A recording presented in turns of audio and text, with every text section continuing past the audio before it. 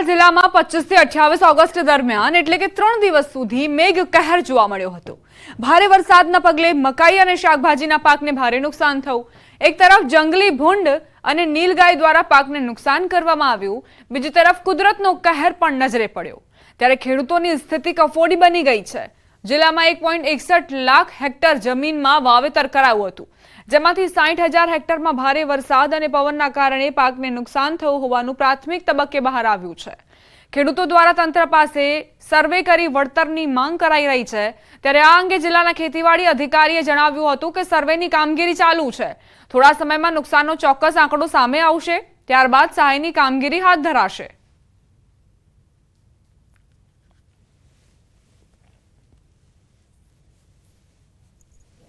અમારી બધાની રજૂઆત એવી છે કે ભારે વરસાદ થવાને કારણે મકાઈનો ઊભો પાક સદંતર નષ્ટ થઈ ગયો છે, બીજા પાકોને પણ ભારે નુકસાન થઈ ગયું છે।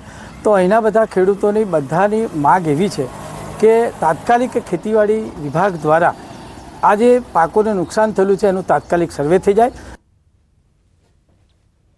મકાઈ કરી હતી, એમાં ભૂંડને રોજ ખાઈ ગયા અને ત્યાર પછી થોડું વધ્યું, વરસાદે બહુ નુકસાન કર્યું છે, પાણી ભરાયું, બધું જમીન દોષ મકાઈ થઈ ગઈ છે।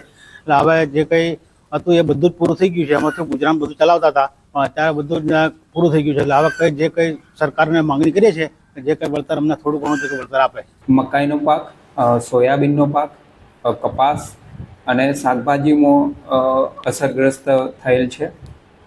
કુલ અસરગ્રસ્ત વિસ્તાર જોઈએ તો ટોટલ 61,000 હેક્ટર જેટલા પાકના વિસ્તારમાં અસર થયેલ છે। પંચમહાલ જિલ્લામાં મઘા નક્ષત્રમાં મેઘરાજાએ ધડબડાટી બોલાવી હતી, જેને લઈ નદી નાળા, ડેમ, જળાશય છલકાઈ ગયા છે, જેથી ખેડૂતોમાં એક તરફ શિયાળુ પાકના સિંચાઈ માટે પાણી મળવાની એક આશા બંધાઈ છે, સાથે સાથે જ ખેડૂતોમાં એક તરફ નુકસાની પણ થઈ છે।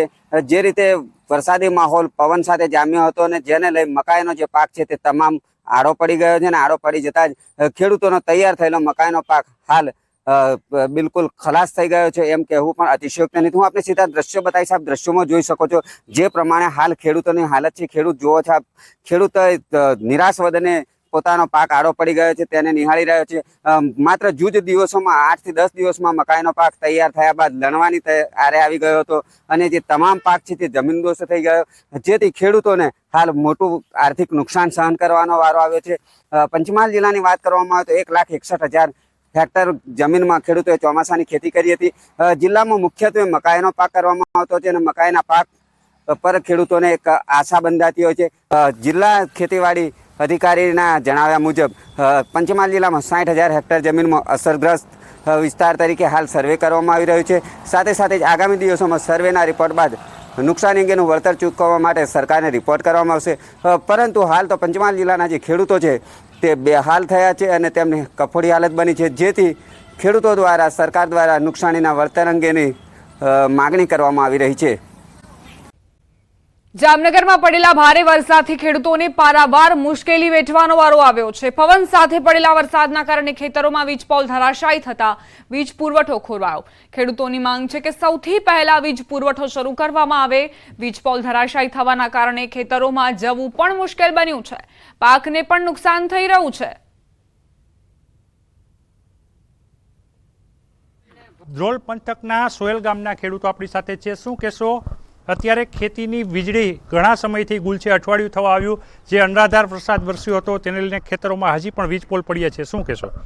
હવે સરકારશ્રીને અમે એ જીઈબી વાળાઓને વિનંતી કરી છે કે જેમ બને તેમ જલ્દી લાઇટનો પુરવઠો ચાલુ થાય પૂર્વવત એવી બધાની અપેક્ષા છે। નહીં તો આ પાક આખો મુરઝાઈને અને આખું વરસ ફેલ જશે।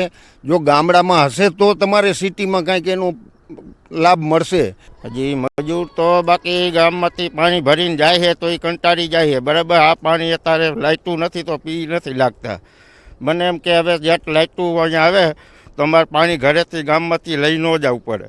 ગામમાંથી પાણી લઈને આવવું પડે છે, દવા છંટકાવમાં અને અન્ય કામગીરીમાં પણ વિક્ષેપ થાય છે। શું કહેશો, ખેતરોમાં વીજળી નથી, જેને લઈને કેવી તકલીફો? તકલીફ તો તમે જોઈ શકો છો, બધાય પોલ ધરાશયી થઈ ગયા છે, બરાબર। તો ખેડૂતને જેમ બને એમ દવા છાંટવામાં, પાણી પીવામાં, મજૂર વર્ગ અહીંયા રહીએ છે વાળીએ, એને તકલીફ ન પડે તો તાત્કાલિક વીજ પોલ ઊભા કરવા અને અમે સરકારશ્રીને નમ્ર વિનંતી કે જેમ બને એમ પહેલી પ્રાયોરિટી વીજળીને આપે. ગામમાં છે ને પહેલાં તો 20-25 એટલે ખેતી વિસ્તારમાં 20-25 પોલ ધરાશાયી થયા છે આશરે એવું છે. લગભગ જીબી વાળા સર્વે પણ કરવાનું ચાલુ કર્યું છે. એટલે જેમ બને એમ ઝડપથી લાઇટો વાડીઓમાં ચાલુ થાય એવી ખાસ માંગણી છે. મગફળીમાં દવા છાંટવા માટે પણ પાણીની જરૂર હોય તે પણ નથી, કારણ કે 8 દિવસ થવા આવ્યા જે પ્રકારે અનરાધાર વરસાદ જન્માષ્ટમી બાદ વરસ્યો હતો. અનેક વીજ પોલોને નુકસાન થયું છે અને ટ્રાન્સફોર્મર ક્ષતિગ્રસ્ત થયા છે. ત્યારે જામનગર જિલ્લાના ધ્રોલ પંથકના આ જે સોયલ ગામના ખેડૂતો છે, ખેડૂતોની હૈયાવરાળ જોઈ અહીં ખેતરોમાં જે વીજ પોલ પડ્યા છે તે તાત્કાલિક ઊભા કરવામાં આવે, વીજળી પૂર્વવત કરવામાં આવે અને ખેતીની વીજળી આપવામાં પ્રાથમિકતા આપવામાં આવે તેવી ખેડૂતો માંગ કરી રહ્યા છે. કેમેરામેન મનસુખ રામોલિયાની સાથે કિંજલ કારસરિયા, ન્યૂઝ 18 ગુજરાતી, સોયલ, જામનગર. માતરના પુનાજ ગામમાં ડાંગરના પાકમાં લવાલ કાંસના પાણી ફરી વળ્યા. 900 વીઘાથી વધુ જમીનમાં ડાંગરનો પાક નિષ્ફળ જવાની ખેડૂતોને ભીતિ છે. ત્યારે ન્યૂઝ 18 ગુજરાતી પહોંચ્યું પુનાજ ગામના ખેડૂતો વચ્ચે. છેલ્લા 4 દિવસથી ખેતરોમાં પાણી ભરાયેલા છે. લવાલ કાંસના પાણી ખેતરોમાં ફરી વળતા તારાજી સર્જાઈ. ડાંગરના ખેતરોમાં ઢીંચણ સુધીના પાણી ભરાયેલા છે. ખેડૂતોએ કહ્યું સરકાર સર્વે કરી યોગ્ય સહાય ચૂકવે. ખેડૂતોએ 1 વીઘા દીઠ 15 થી 20 હજાર રૂપિયાનો ખર્ચ કર્યો છે. વધુમાં ખેડૂતોએ ઉનાળા દરમિયાન ડાંગરનો પાક કરવા માટે પણ પાણી આપવાની માંગ કરી છે.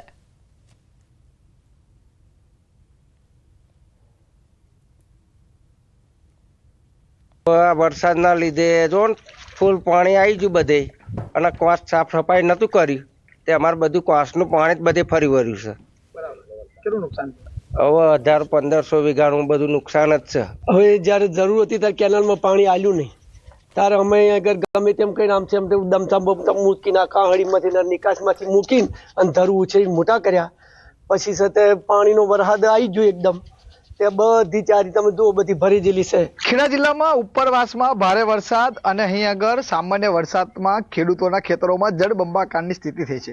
ન્યૂઝ 18 ગુજરાતી પહોંચ્યું છે માતર તાલુકાના પુનાજ ગામે. પુનાજ ગામની અંદર અંદાજિત 1000 થી વધુ હેક્ટરમાં ડાંગરના પાકને નુકસાન થયું છે. હું જે ઊભો છું તે ખેતરની અંદર હજુ પણ મારા ઢીચણસમાં પાણી છે, એટલે ડાંગર સંપૂર્ણ નાશ જવાની શક્યતા છે. એના ખેડૂત જોડાયા છે. શું નામ તમારું અને શું પરિસ્થિતિ? મારું નામ મનહરદાન ગોવિંદભાઈ ગઢવી, ગામ પુનાજ, તાલુકો માતર. મનોહરભાઈ, કેવી પ્રકારની સ્થિતિ છે? છેલ્લા 5 દિવસથી અહીંયા ઉપરવાસમાં ભારે વરસાદ આણંદ જિલ્લામાં નડિયાદમાં પડવાથી અમારા લવાલ કાંસમાં પાણી આવ્યું છે અને સાબરમતી અને વાત્રકનો ધક્કો હોવાથી આ પાણી અંદર જઈ શકતું નથી. એટલે અમારી કેરવાડીમાં ફરી વળ્યું. લગભગ અમારા ગામમાં 2200 હેક્ટર કરતાં વધુ ડાંગરનું નુકસાન થયું છે. નુકસાન થયું છે.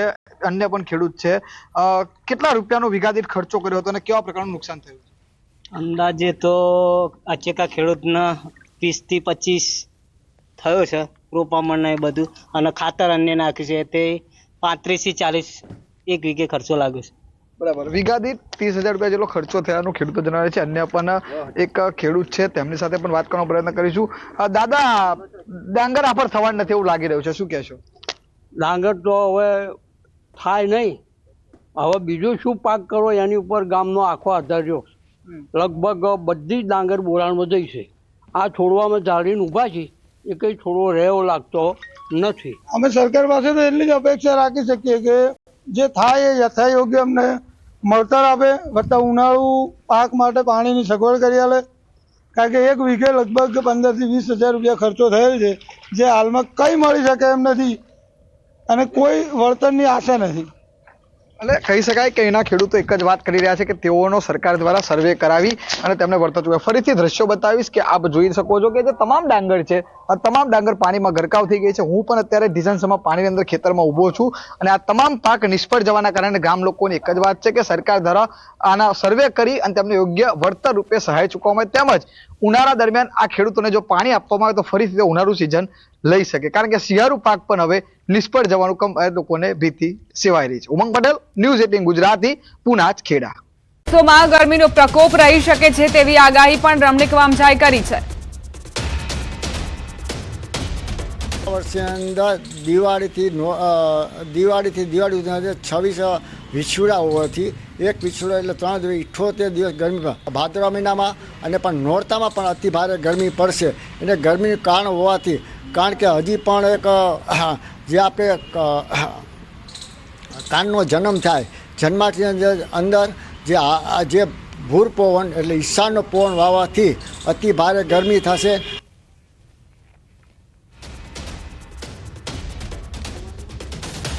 વંથલીના આગાહીકાર રમણીક વામજાએ ખેડૂતોને પણ સૂચના આપી છે. શું કહ્યું તેમણે તે પણ સાંભળી લઈએ. આ ગરમીને કારણે આપણા ખેડૂત ભાઈને મારે વિનંતી છે, સાપ વીછી કરવાનો બનાવ વધારે બનશે. વૈશાખ વધ પડવાના દિવસે કૃતિકા નક્ષત્ર હોવાથી ત્યાં ભરણી નક્ષત્ર હોવાથી ભરણી નક્ષત્ર નથી એટલે ઘાસ ચારો પણ બગડશે. ખેડૂત માટે વિનંતી છે, તમે પાછતરા આ વરસાદ થવાથી અગાઉ જે માનવી ઓળેલી માનવી હોવાથી ઘાસ ચારો સાચવજો એવું મારું પૂરું અનુમાન છે. મહત્વપૂર્ણ સમાચાર પ્રાપ્ત થઈ રહ્યા છે. ગુજરાતના ભાદરવો મહિનો ભૂક્કા બોલાવશે. આ વાત અમે નહીં પરંતુ જૂનાગઢના વંથલીના આગાહીકાર રમણીક વામજાએ કરી છે. આગાહીકાર રમણીક વામજાની આગાહી સાંભળો.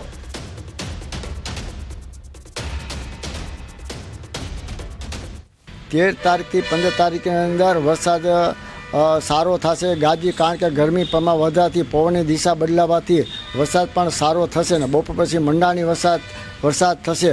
અને તારીખ 21/9 તારીખથી 28/9 સુધી કે હાથિયા નક્ષત્રની અંદર બપોર પછી ગાજી સાથે વરસાદ થશે અને મંડાણી વરસાદ થશે. 2 થી 7 ઇંચ વરસાદ થાય તેવું મારું પૂર્વ અનુમાન છે. રમણીક વામજાએ સપ્ટેમ્બર મહિનાની તારીખો સાથે આગાહી કરી છે.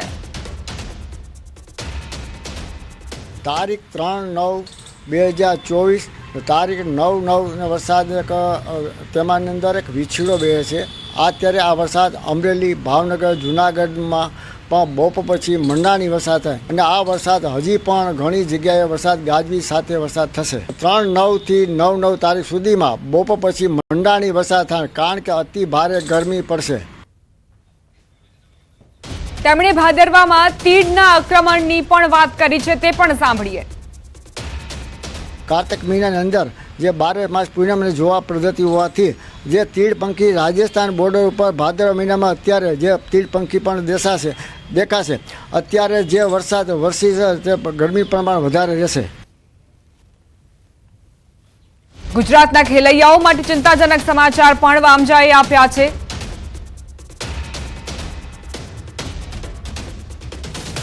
નવરાત્રિની અંદર હાથિયા નક્ષત્ર 5 નોરતા હોવાથી છેલ્લા પાયો પર નોરતાની અંદર વરસાદ થશે કારણ કે જે ગરમી પ્રમાણ હોવાથી હાથિયા નક્ષત્રની અંદર અને હાથીઓ 5 પૂરો થાય અને પછી ચિત્રા નક્ષત્ર દશેરા પછી જે શરદ પૂનમ ત્યારે પણ વરસાદ સારો થશે.